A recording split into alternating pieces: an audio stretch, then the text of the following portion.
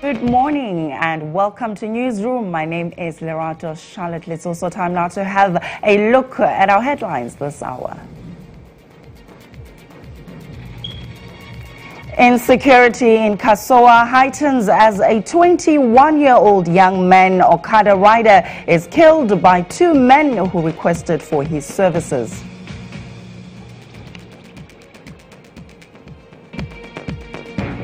A police officer and a driver in a Ghana commercial bank bullion van killed in a head-on collision at Kwehu South district of the Eastern region.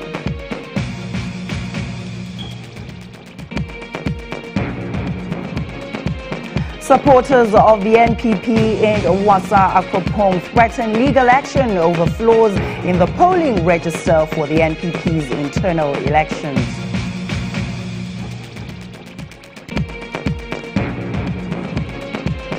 And the Ghana Health Service is adopting methods to enhance surveillance at schools. We have an exclusive with the Director General of the Ghana Health Service. These and many more stories coming up in our bulletin. Stay tuned for more.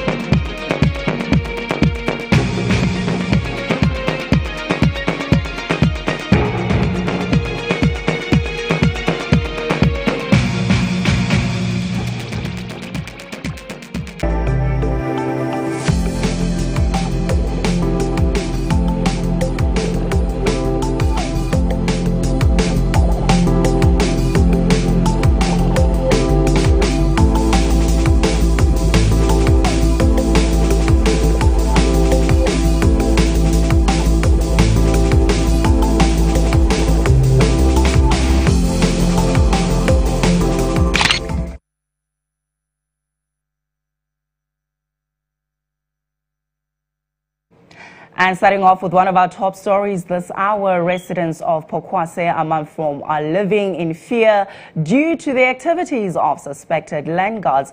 According to the residents, lives have been lost and properties destroyed as a result. The residents embarked on a peace march on Wednesday to appeal for adequate security.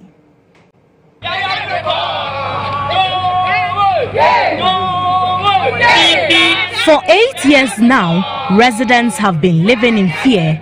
The frustrated residents of Pokwase Amanfrom marched to the Ga West Municipal Assembly to present a petition to the Municipal Chief Executive, Clement Wilkinson, over the issue of land guards within the community. The residents say they are unhappy with attacks by this group, believed to be led by one Mohammed Sule Baba. Mohammed, who hails from Niger, made claims to a portion of land at Pokwase Amanfrom. The case was taken to court in 2015 after he had demolished a number of houses in the community. Edinkra Yeboah is leader of the group. He told GHOne News the situation worsened after the court ruled in the favor of the residents. Ebia oba otimi ba betoshe wonko awso wasase kura no ma ba bechem afa sebia one plot ene wasi dan otimi ba becha asase no mienu na wafafa sebia 2 plots so na otia no mo defense wo aba betum enti ya hom tesam kese ene awudie ene niam dipa kura tra community no entra. These suspected land guards are often seen within the community, causing havoc and destroying properties worth thousands of Ghana cedis. They ambushed us.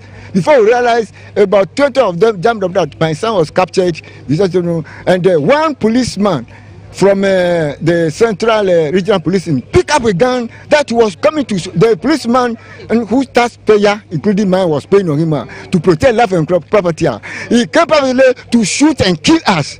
So de ani bring eba it is ya kwa so sa na so say inside san ko mbeduru ho no na so ate amayen eni na time bi eba yen sorry ejina chi na me mom de say me ka say o ma ba me nko ame so attack de na me boa o mo ba yen nyina eti ba bi e beti say o madu no ne yen nyina akoboa ya no wo ho say ne o munku yen nyina apreko.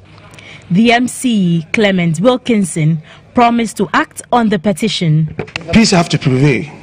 So I have to call the other parties together and talk to them. That is what we can do now. Then if there's a court case, they will move on to their courts. Residents allege Member of Parliament for the Trobu constituency, Moses Enim, is behind the actions of the land guards, an allegation the MP has refuted. Somebody says he has caught demolition order, and then he has police sent with him to guide him to come and protect him to demolish. What do? Is it not plead? The only weapon you have as an MP is to kneel down and beg. And I've knelt down. I would have died in vain for nothing, only to be treated this way. But I've given it to God that I am still there for them. I am their MP. Anytime I have to do something for them, I will do it. Residents can only hope their petition will be addressed immediately by the authorities.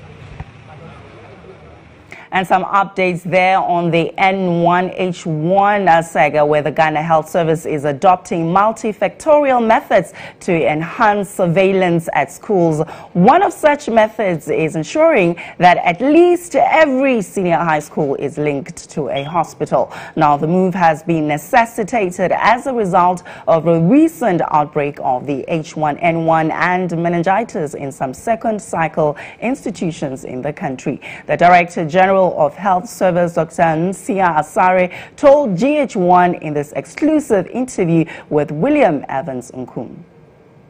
From what happened in Kumasi Academy, we believe that every secondary school should be linked to a hospital. So that hospital will be the hospital for that school. I don't think it's right that not even an infirmary. The infirmaries will be there. Okay. So the hospital who is controlling that school will also make sure that they oversee whatever happens in the infirmary. If I, for example, I'm at, I'll give an example, if I'm at Sintreso and I'm supposed to take care of Prempeh College, I will even make sure that we advise the hospital to even send a nurse there to be manning the infirmaries on rotational basis, so that the referral system will be fast. Some executives of the NPP in Wassa Akrapong are threatening legal action should the party fail to deal with flaws in the polling register for the party's district elections. Now, according to the constituency secretary for Elembele, John Nwoli, they have called on the chairman to meet with the constituency executives to this development, but has yielded no results. Some few weeks ago were in Wassa Akrapong. And in Wassa Akrapong, the layout for organizing the police station executives, in Wassa Akrapong, the layout for organizing the police station elections were clearly spelled to us. But amazingly, when the chairman of the party in the constituency took receipt of the police station register, he decided to single-handedly keep them in his house, selected some few members that are not executive in the constituency, and then made them co-opted members. And he mandated them to go around in the constituency and then prepare the constituency register. Look, what we expected the chairman to have done was that the chairman should have met all the 16-member constituency executive, sit down with them, and then decide as to how to organize this police station election. But look at what the chairman prepared. This is not the original register that was given to us. This is a template the chairman has made with his team, a team of 4, and then he distributed this to the police station executive to register. And then the intent of this registration on this very template list is that when the registration were complete, the chairman was going to collect this one, sit in his own house, and then transfer them from here into the original register without the knowledge of all the other constituency executives here gathered, and also the police station executive. But what we are here to do is that we have come here as a unified body from Elembele to present a formal petition to the national executive to comply. What we intend to do is that we are going to give them 4 days from today, probably up to Monday. If they fail to comply, we are going to take the next course of action. This is what we intend to do. Kasoa is in the news again for the wrong reasons, as a 21-year-old young man Okada rider by the name Kweku Ahin has been killed by two men who requested for his services. Now, the two assailants who killed and snatched Kweku Ahin's motorbike are at large. I don't know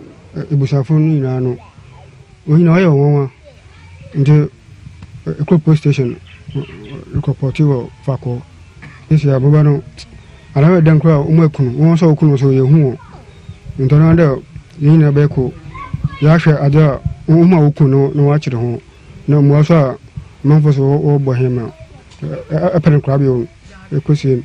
I was some Miss Sudabat and Rad, Papi Party, and Ramisuya, and Ramisuya, and Ready. Just I'm not joking, you know, I knew better 2 hours in book. And I by where back we catching and say, I almost were crying. I was very rude, no so. I am in a joke, says, yeah, and I almost were cunning. They said, no, will be shocked. Come on, you change line and say, now, or invite me, now, Didi, and now, Odiko, I know invite him, but invite me, or did he invite me, Sada? And the Obusam say, or from so, I talk of you and remember I mean, Bedi. Tell no, I'm sure I am Pana, what to the heck. What to Daniel with me invite him? Why about Timothy and I say almost so moving. I hear that one so, and I call they are going to say all the whole. Still in relation to this, Divisional Police Commander of Kasoa, Dennis Sabade, has been reacting to the issues. I have no details about the background of the disease, but the information available is that he's an Okada rider.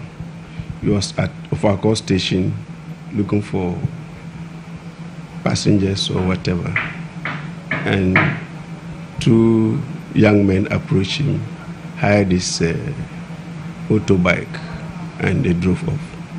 It was later, before they had information that he has been murdered by the people who hired him. Fortunately, police on patrol came onto the scene and preserved the place until investigators came to convey the body to the morgue. A group of lawyers are pushing for major reforms in the country's criminal justice system. The Criminal Justice Reform Association argues that the rules governing disclosure in criminal trials, use of DNA technology, among others, ought to be reformed. A petition has been presented to the Ministry for Justice and Attorney General asking for major reforms to be effected. This is the first step in association effort towards collaborating with the AG to bring what they call the long-needed reforms in the country's criminal justice system. Convener for the group, Martin Pebu, told GHOne News there is the need for a central system to ensure monitoring of criminal justice delivery in Ghana. Ghana's criminal justice system is grossly outdated. Since 1960, we haven't seen any major reforms of Ghana's criminal justice system.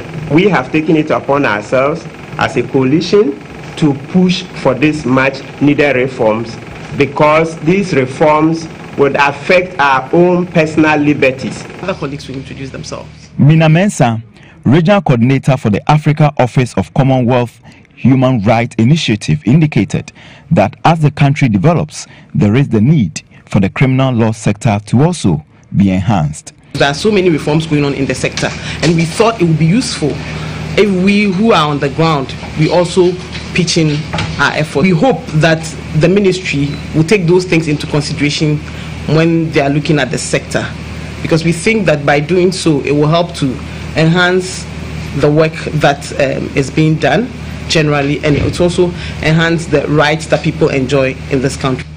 Deputy Minister of Justice and Attorney General Godfred Yeboah-Dame, who received the petition on behalf of the AG, revealed the ministry had already begun some investigations to identify the loopholes in the system. There has actually been an effort by the Judicial Service together with the Attorney General's Department. It's a program that is being driven by the United Nations Development Program, and it seeks to ensure that there is greater speed and transparency in the criminal justice delivery system. All the measures that are being sought to effect basically relate to a case management system, making sure that there's collaboration between all the institutions, relevant institutions in the delivery of the criminal justice in the country.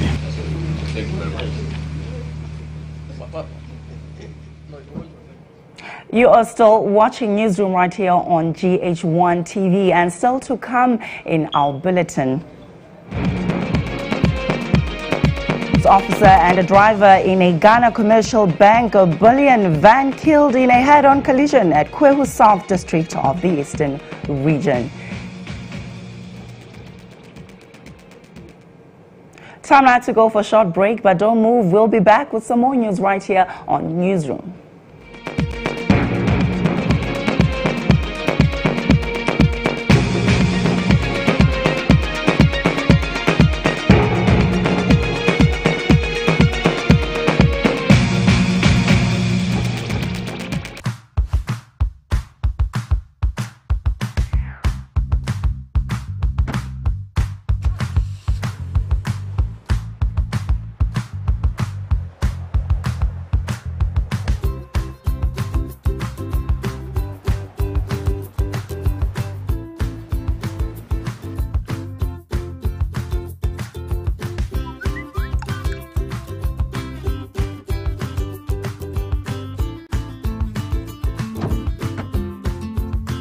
Be on beat with 24-hour GH-Link ATMs nationwide with prompt SMS updates. Enjoy personal and business accounts with easy personal and SME loans, plus great investment products and quick remittance services. Feel the service that serves and the support that supports. UniCredit, your caring partner. Joy to the world, the Lord is come. Let earth receive her King. Hello everyone, the season is upon us once again. My name is Ato Texan. And my name is Bella Mundi, and we're looking at spending Friday nights with you here at Accra City Hotel. It is the festival of 9 lessons and carols. Yes indeed, it's going to be right here at the Accra City Hotel and is live on GH1 TV, 7 p.m. sharp. You can pass through or watch us live on TV. It promises to be a jolly good time. Yes, brother. definitely. We're going to be dancing and singing and all that, right? We'll see you on GH1 TV and here at Accra City Hotel. Mwah! Merry Christmas!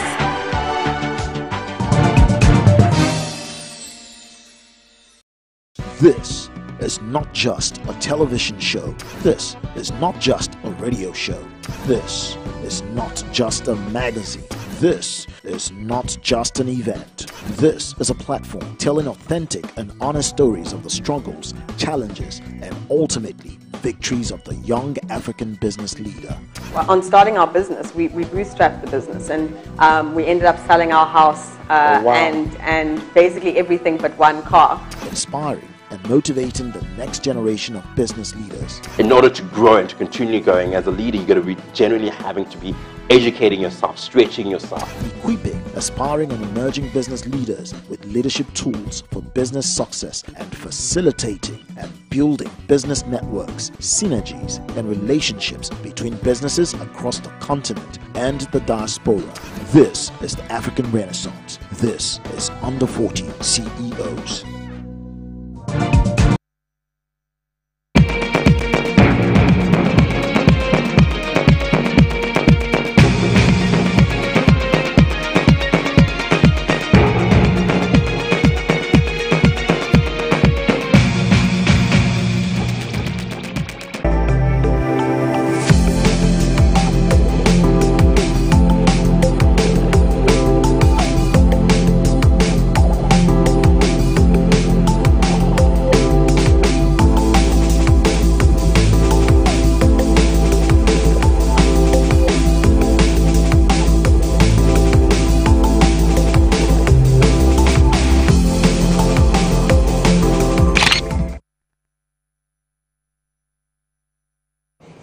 Welcome back, and if you're just tuning in, you're watching Newsroom right here on GH1 TV News you can trust. And we continue with the rest of our stories on our bulletin this hour as the NDC is organizing a news conference on the party's internal elections. We'll now go to the NDC headquarters and speak to my colleague Abena Onsu Nyameche for more details on this particular story. Abena, good day and thank you for joining us. Do let us know what exactly is happening at the NDC headquarters.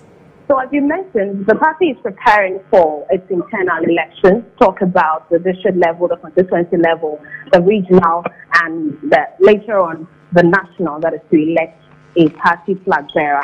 And that's what the General Secretary, Johnson Kete, has been telling the media about this morning. And he says that they are putting up the necessary structures to ensure that the elections are successful. Now, one thing he did mention is that, for instance, the certain MPs in Parliament representing the party, they have done a great job, and so he's warning those who would want to contest their seats to refrain from acts that could undermine their integrity because they are representing the party in Parliament. And so if you intend to contest any parliamentary seat, that's the caution from the NDC that you should refrain from any acts that could undermine the certain MPs.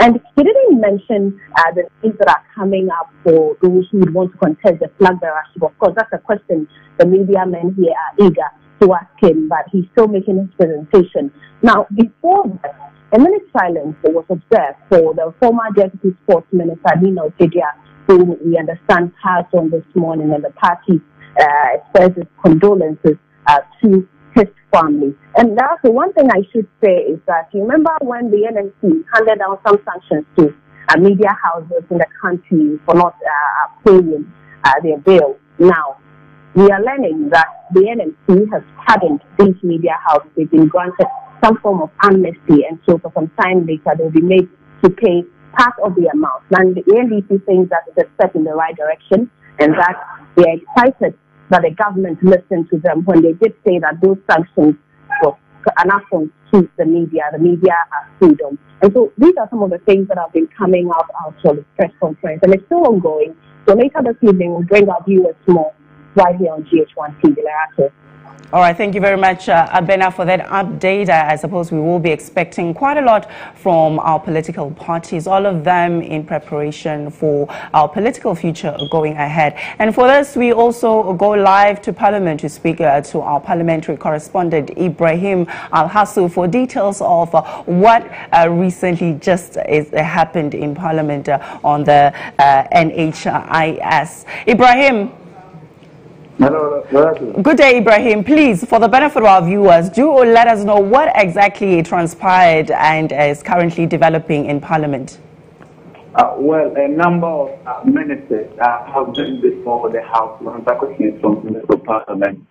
Prominent among them is a Deputy Minister for Health, Kingsley Abwadijedu, who appeared on behalf of his boss to answer questions from members. One main issue that came out of that particular interaction was to the effect that a minister of this current administration, I'm talking about the Western Regional Minister, Dr. Kweku Afriye, who is also a former health minister and whose tenure the health insurance scheme, the National Health Insurance Scheme, was introduced, is actually accusing management of the National Health Insurance Scheme of engaging in arbitrariness in his words. He's actually saying that they've been taking a number of decisions concerning the scheme without the involvement of the service providers. And the service providers here are the managers of the hospitals. I'm talking about both private and government hospitals. So, for instance, there is a decision that has been taken to pay all claims via electronic platform. The minister argues that this decision was taken without consulting the service providers, and this has brought about a number of inconveniences and challenges for these service providers. So his message to his colleague minister is that when he gets back to the health ministry, he should make sure they impress upon the management of National Health Insurance Scheme to be more engaging, to open up their doors to these service providers so they can work with them at each step of the way instead of imposing decisions on them. So that's with the health. Then we flip the coin to the agri sector. Deputy Minister for Agri, Dr. Sagri, was also on the floor to answer questions on behalf of his boss, Dr. Afiye Akutu. And one main issue that also came from there is the almighty fall armyworm infestation or invasion. He disclosed an amount of 15 million Ghana cedis was released by government to tackle the menace. Out of this amount, over 1 million was used just for monitoring purposes. So out of the 15 million, over 1 million Ghana cedis was used just to monitor the activities regarding the fight of the armyworm invasion. And then about 11 million was also used to procure chemicals. That has not gone down well with the minority members of the House who are raising questions. So in essence, just as what has happened on the floor of Parliament. As we speak, the budget estimate for the Fisheries and Aquaculture Development Ministry is being considered. That's it. Thank you very much, Ibrahim, for that update. Well, that is our parliamentary correspondent, Ibrahim Hassan, who has just given us a brief update of what is happening in Parliament with regards to the management of the NHIS. And we move on with the rest of our stories in our bulletin this hour, where a police officer and a driver in a Ghana Commercial Bank bullion van have died in a head-on collision at Kwehu South District of the Eastern Region. 15 out of 25 passengers who sustained serious injuries have been discharged. However, some have been referred to the Kolebu Teaching Hospital in Accra for further treatment. The Eastern Regional MTTD Commander ACP Cephas Kofi noted the accident occurred Wednesday at around 9:45 a.m. when the Ghana Commercial Bank Nissan pickup bullion van vehicle with registration number GN 8556 registered in 2015 involved in a head-on collision with another vehicle. 2 people, a driver of the bullion van and a police officer, died instantly. ACP Cephas Kofi said on reaching a section of the Kwehu Adolso Road, the vehicle veered from its lane into the opposite lane and got involved in a head-on collision with the Mercedes-Benz bus with registration number GT724F, driven by a driver yet to be identified. Passengers on both vehicles sustained various degrees of injury and were rushed to the Kwehu Government Hospital at Etibie for medical treatment. However, Corporal Nathaniel Efriye Mafu, together with the GCB driver Paul Cranting, were pronounced dead on arrival by the medical doctor. Their bodies have since been deposited at the same hospital morgue awaiting autopsy. Meanwhile, the national chairman of the Ghana Private Road Transport Union, that's the GPRTU, John Kuma, has directed all regional executives to look out for recalcitrant drivers who take alcohol or drugs to drive. According to him, drivers caught culpable particularly of taking unprescribed tramadol drug to drive must be sacked immediately.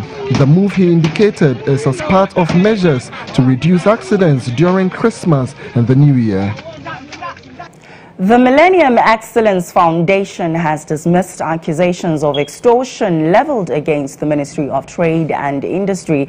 Addressing the media, Chairman of the foundation, Victor Beho, said the event was rather meant for fundraising. He described the extortion claims as false and misleading.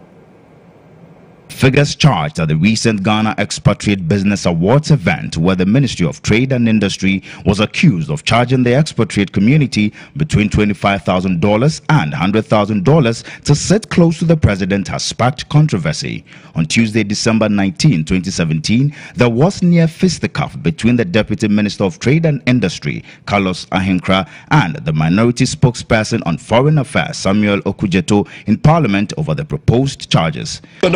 Why? You don't know what facts are? No, facts are clear. Of course, clear evidence. Why is the fact? Fact is in your head. Do you know the documents we have on Show me the document you have. You don't have nothing. I'm telling you, you don't have nothing. Who told you I don't have anything? You don't have anything because what you are saying is only coming from your mind. How can I be putting out such a thing? Where is it? What have you given? How can I be putting out what such have a you thing? given? Let him know that he's a thief. You have stolen through your life. And you have even lied through your education. However, the chairman of the Millennium Excellence Foundation, Victor Beho, speaking to the media at a press conference, dismissed the assertion. He indicated none of the expatriates honored with the privilege to share the same table was asked to pay any money to the foundation. Somebody has heard a rumor that all the companies are being asked to pay 150 to sit next to the president and so on. This is not true. The Ghana Expatriate Business Awards, according to the foundation, is a new initiative to decide to incorporate amongst the categories of awards. The president of the Millennium Excellence Foundation, Ashim Morton, insists that the Trade Ministry never collected any money from the expatriates as it was not part of the MOU signed. The three key areas of the MOU that the Ministry of Trade and Industry had to do. One, the Ministry of Trade and Industry was tasked to endorse this initiative to the expatriate community. The second task of the Ministry of Trade and Industry was to invite other stakeholders in Ghana to be part of the committee. And thirdly, to ensure the transparency and the credibility or the accountability of the fundraising process. One of the expatriates, managing director of Japan Motors Trading Company Limited, Salem Kalmoni, revealed he only made a little payment of the $100,000 for 5 on a table, but not to sit with the president. It was a table of 5. You could see a table of 5, how much it cost there on the sheet there, and it was a fraction of it. It was a fraction for it. And it was for them coming in, it was after the fact, because I wanted to celebrate this honor, you know, with my directors and shareholders. In the wake of this recent controversy, the president, Nana Addo Dankwa Akufo-Addo, has summoned the Minister of Trade and Industry, Alan Kyerematen, to explain the circumstances leading to the payment of the monies. Still on the same topic, Chairman for Public Accounts Committee James Klutse Avechi has accused the Trades Ministry of engaging in an illegality by creating an account to receive proceeds of the fees charged to expatriates during an awards ceremony. The Trades Ministry, in a reaction to a minority claims experts were charged $100,000 to sit with the president, revealed the ministry only received the money on behalf of the private organizers. However, speaking to GHOne News, James Klutse Avechi said government accounts can only be created by the Accountant General per the Public Finance Management Act. History. No government department or agency has the power to open an account in the name of government. So if that account is not opened by a controlling accountant general. So that itself is an infraction. So that is why we are saying it's a private account. It's not a government account. Once it is not opened by the controller and accountant general, it is not a public account. It's not a government account. It's a private account. So they pay the money into private account. Who are the signatories to the account? Who are the signatories? Who will sign check before money is taken out of that account? So just a mere saying that we open we open an account separately for this, it's not true. So if this issue come up, it is not proper for the honorable member to attack the honorable Ablakwa who raised the matter or the issue. No, it is not proper to do it.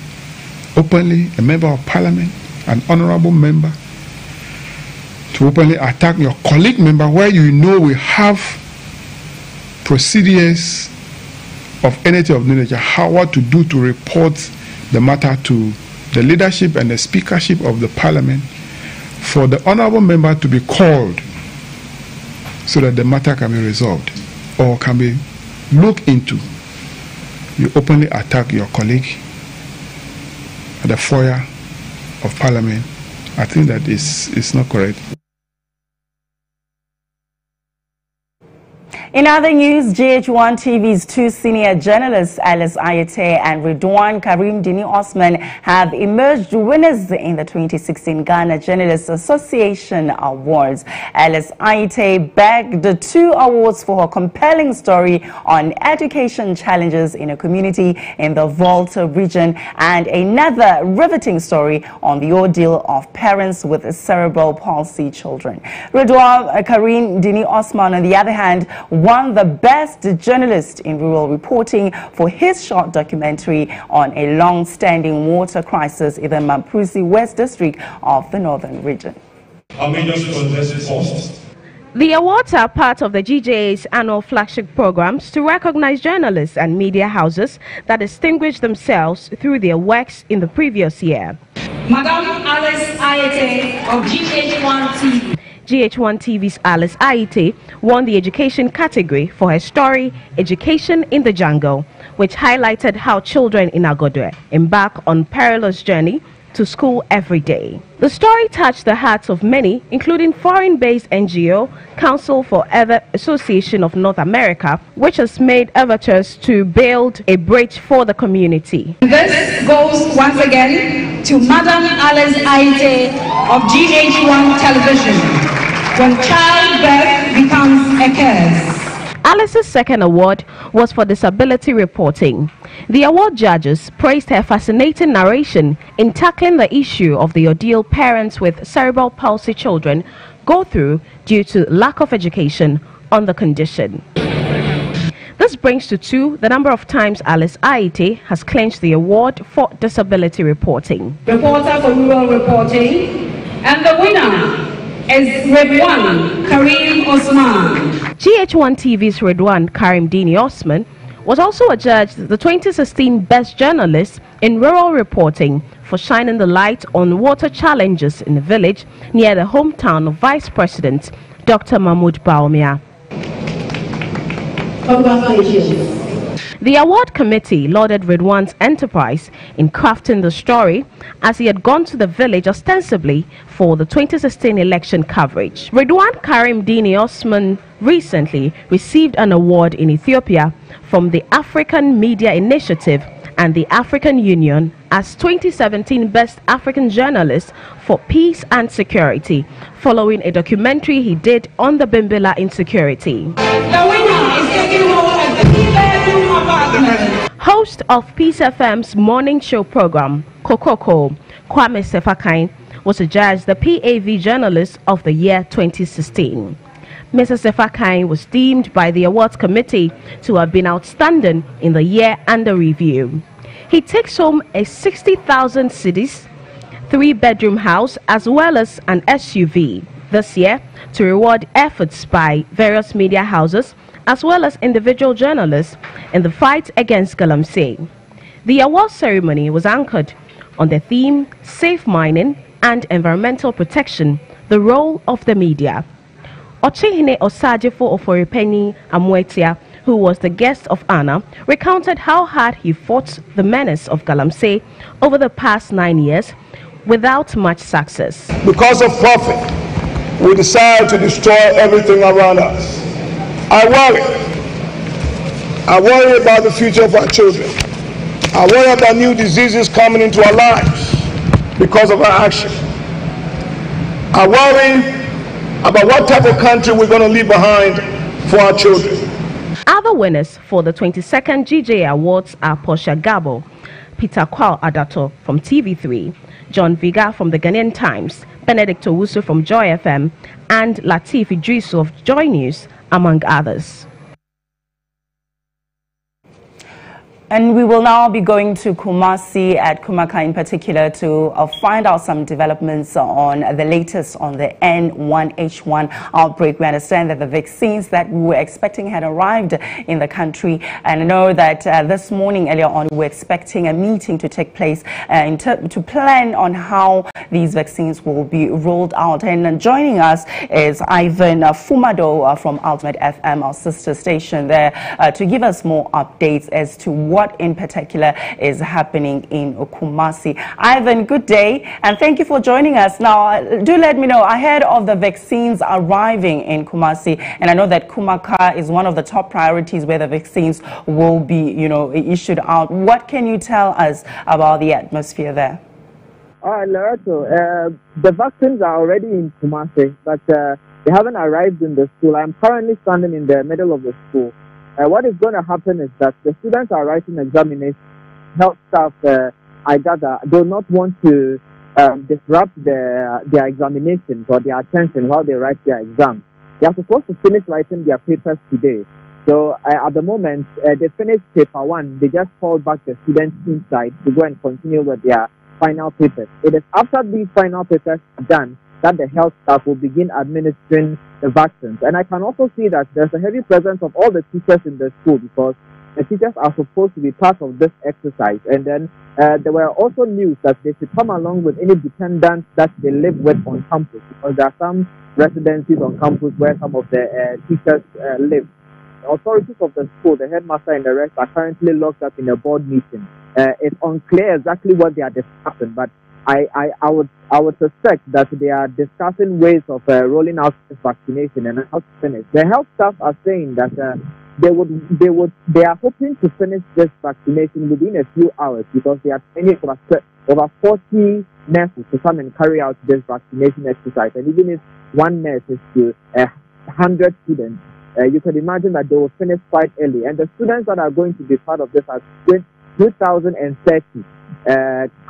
Counting the other staff that are going to be involved, we should be looking at somewhere 3,000 students. So at the moment, the students are writing their examinations. They are awaiting the vaccines anxiously.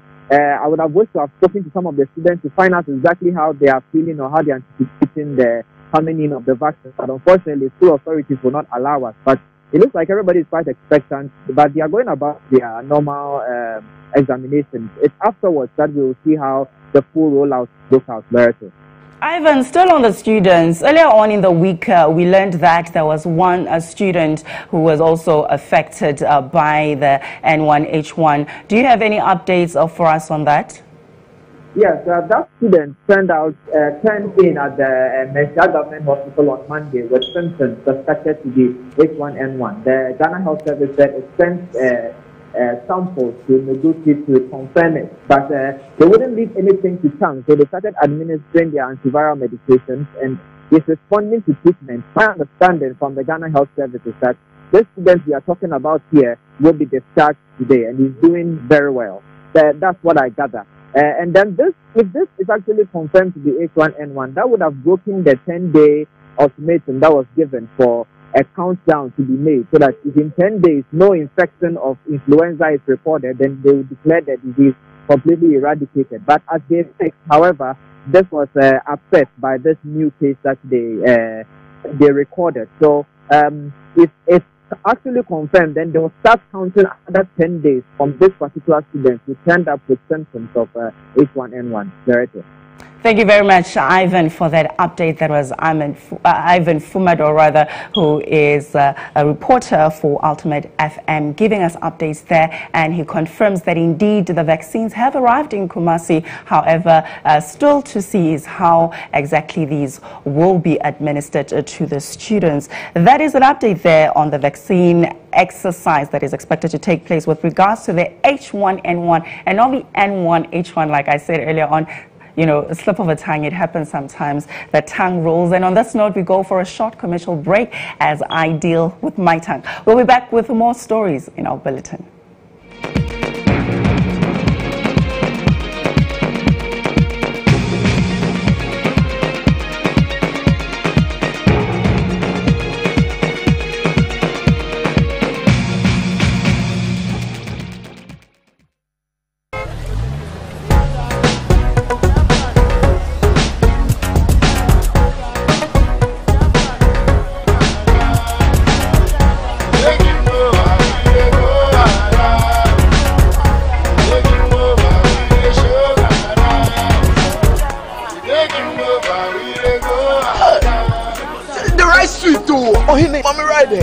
Joe, go 4G, Charlie. You can also win. Yes, you can own a 2-bedroom house, a brand new car, cash prizes, iPhone 8, Samsung Galaxy S8, 4G enabled devices, and airtime. Keep doing the things you love on MTN Super Fast 4G and win big. Dial *120# for more details. Go 4G, Charlie. MTN, everywhere you go. Joy to the world, the Lord is come. Let earth receive her King. Hello everyone, the season is upon us once again. My name is Ato Texan. And my name is Bella Mundi, and we're looking at spending Friday nights with you here at Accra City Hotel. It is the festival of 9 lessons and carols. Yes indeed, it's going to be right here at the Accra City Hotel and is live on GHOne TV, 7 p.m. sharp. You can pass through or watch us live on TV. It promises to be a jolly good time. Yes, Bella. definitely. We're going to be dancing and singing and all that, right? We'll see you on GHOne TV and here at Accra City Hotel. Mwah! Merry Christmas!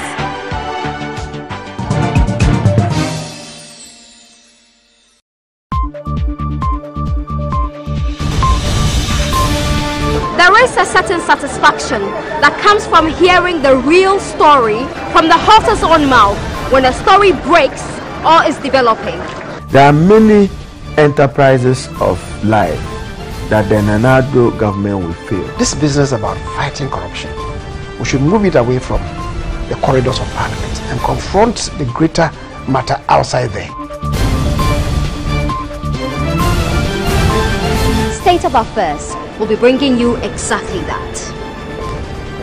We'll go eye to eye, face to face and head to head with the newsmakers at the heart of a story that is breaking or developing to unravel the intricate and minute details of the issues. State of Affairs, now showing this and every Tuesday and Thursday at 8:30 p.m. State of Affairs is proudly sponsored by Verna Natural Mineral Water.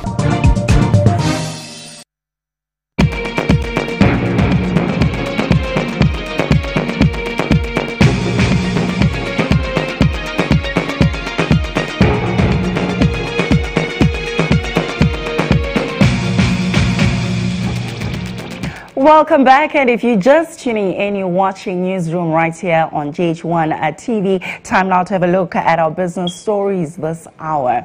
The Ghana Statistical Service has announced that Ghana's gross domestic product growth rose to 9.3% in the third quarter, up from 9% in the previous 3 months because of increased oil production.